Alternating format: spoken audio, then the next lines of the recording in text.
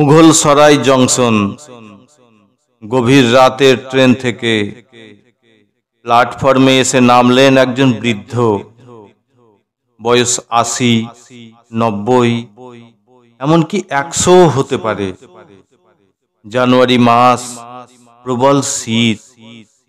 প্রায় নির্জন প্ল্যাটফর্মে দিশাহীন, উদ্দেশ্যহীন একা একা হেঁটে চলেছেন বৃদ্ধ আরো এক অনিশ্চয়ের দিকে। সারা শরীরে একটি কটি বস্ত্র ছাড়া কোথাও কোনো আবরণ নেই। সহসা রেলের টিটি অবাঞ্ছিত বৃদ্ধকে দেখে জিজ্ঞেস করলেন, আপ কৌন হ্যায়? বৃদ্ধ মেরুদণ্ড সোজা করার চেষ্টা করে বললেন, আইএনএ। টিটি এবার বললেন, টিকিট দিখাইয়ে। বৃদ্ধ আবার বললেন, আইএনএ। টিটি আর দায়িত্ব নিলেন না। রাষ্ট্র যেমন দায়িত্ব তাসের মতো অন্যের হাতে দিয়ে দেয়।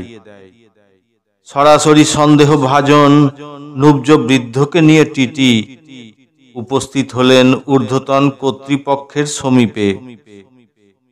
ঊর্ধ্বতন দীর্ঘ অভিজ্ঞতার চোখ মাথা থেকে পা পর্যন্ত, আবার পা থেকে মাথা পর্যন্ত খুঁটিয়ে খুঁটিয়ে দেখে বললেন, আপনি কি বাঙালি, বিহারি, তামিল, তেলেগু, মালয়ালি, কন্নড়? সেই একটি উত্তর আবার বেরিয়ে এলো বৃদ্ধের মুখ থেকে, আইএনএ। ঊর্ধ্বতন চোখ দুটো আরো সরু করে সন্দেহতর হয়ে জিজ্ঞাসা করলেন, আপনি কি উগ্রপন্থী, আতঙ্কবাদী, জঙ্গি? তারপরেই প্রশ্ন পর্বে না গিয়ে সিআরপি কে বললেন, দেখো তো শরীরে কোথাও একটা গ্রেনেড কিংবা AK-46 লুকানো আছে কিনা। যার শরীরে জানুয়ারির গভীর শীতে একটি কোটি বস্ত্র ছাড়া কোথাও কিছু নেই, সে কোথায় লুকিয়ে রাখবে এইসব মারণাস্ত্র? অযাচক দায়িত্ব আর নিতে চাইলেন না ঊর্ধ্বতন।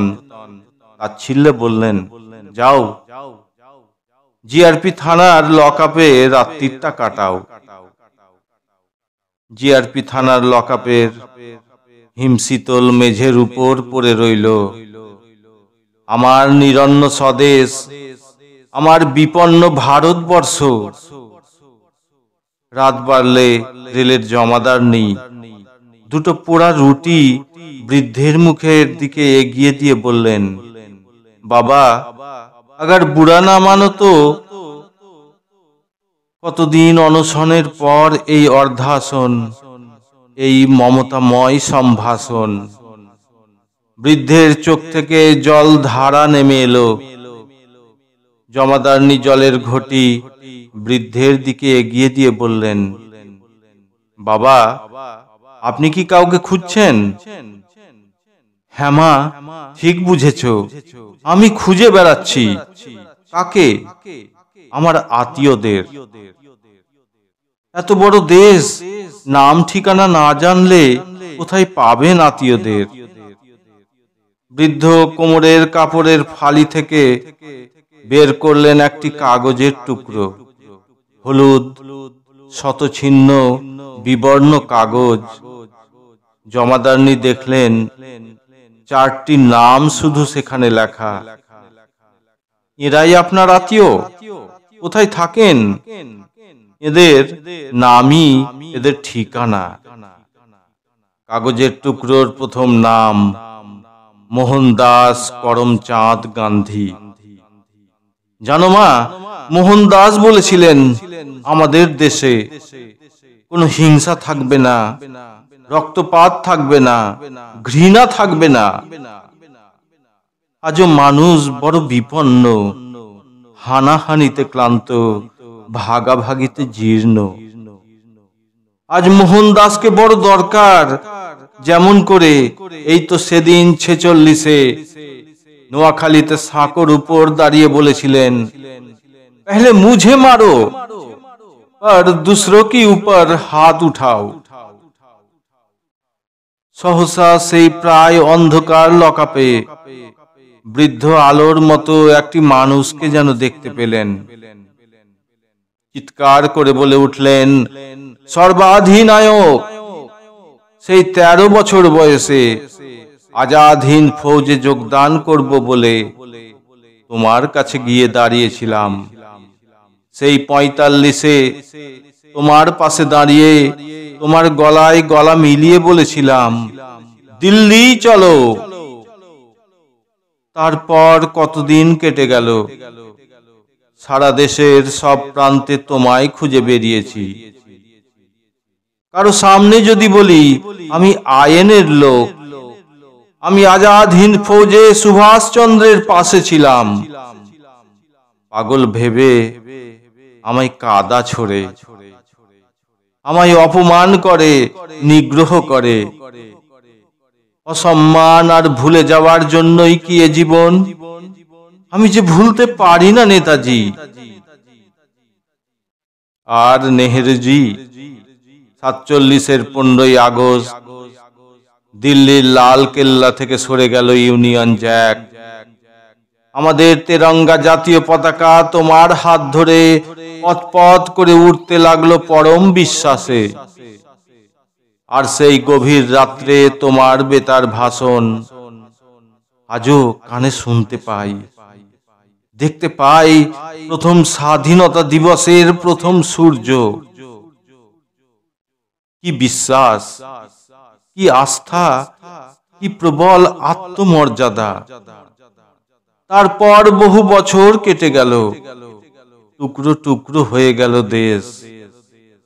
একজন কবি যে ভাঙন রুখতে পেরেছিলেন, তোমরা এতজন রাজনীতিবিদ, দার্শনিকেরা তা পারোনি। একদিকে কুবেরের ভান্ডারে কোটি কোটি টাকা, অন্যদিকে বিপন্ন নিরন্ন মানুষ ফুটপাতে রাত কাটায়। তোমার সেই স্বপ্নের দিন কবে আসবে নেহেরুজি? কবে কবে আবার কবে সব মানুষ ভাত পাবে, ছাদ পাবে, কাপড় পাবে, স্কুলে যাবে, ওষুধ পাবে? কবে কবে? এবার জিআরপি থানার লকআপের জং ধরা লোহার ফাটক খুলে দেওয়া হলো। বৃদ্ধ এক পা করে বাইরে এলেন। এদিক ওদিক চেয়ে দেখছেন চারদিকে রেল লাইন, উত্তরে, দক্ষিণে, পূর্বে, পশ্চিমে। এর যে কোনো একটা ধরে ভারতবর্ষের অন্তরে পৌঁছে যাওয়া যায় ভারতের অন্দরে। বৃদ্ধ হাতড়ে বেড়াচ্ছেন স্বদেশের রাস্তা। রেলের মাইক যেন বলছে, কুয়ো ভাদিস দমিনী, পথ কোথায় বলে দাও। সহসা জমাদারনির 4 বছরের শিশুপুত্র ছুটে এসে দিশাহীন বৃদ্ধের হাত চেপে ধরে, বলে, আও আও মেরে সাথ। তোমার সঙ্গে? কোথায় তুমি নিয়ে যাবে হে আগামীর শিশু? দুটো হাত ছড়িয়ে দিয়ে শিশু বলে, মেরা ঘর, হামারা ঘর। কোথায় সেই ঠিকানা তোমার ঘরের? শিশু আরো বিস্তৃত করে হাত, চিৎকার করে বলে, ভারতবর্ষ, হিন্দুস্থান। চোখের সামনে দেখতে পেলেন সূর্য উঠছে। পূর্ব দিক লাল করে আর একটা বিশ্বাসের সূর্য। কতদিন পরে বৃদ্ধ উচ্চারণ করলেন, ওং জবা কুসুম সংকাসং কাশ্যপেয়ং মহাদুতিম ধন্বন্তরিং সর্ব পাপঘ্ন প্রাণোত্তস্মি দিবাকরম। হে জ্যোতির্ময় রবি, আরো আলো দাও, আরো প্রাণ দাও, তমসা দূর করো। আলো আলো আলো, আরো আলো দাও। জ্যোতির্ময় রবির কথা বলতেই মনে এলো আর এক রবি, যিনি বলেছিলেন জয় হবে, মানবতার জয়, মনুষ্যত্বের জয়, ভারতবর্ষের জয়, ভারত আত্মার জয়। এই জয়ধ্বনি শোনা যাবে প্রতি মুহূর্তে, সেই রবির কণ্ঠে ধ্বনিত হতে থাক, জনগণ মন অধিনায়ক জয় হে, ভারত ভাগ্য বিধাতা।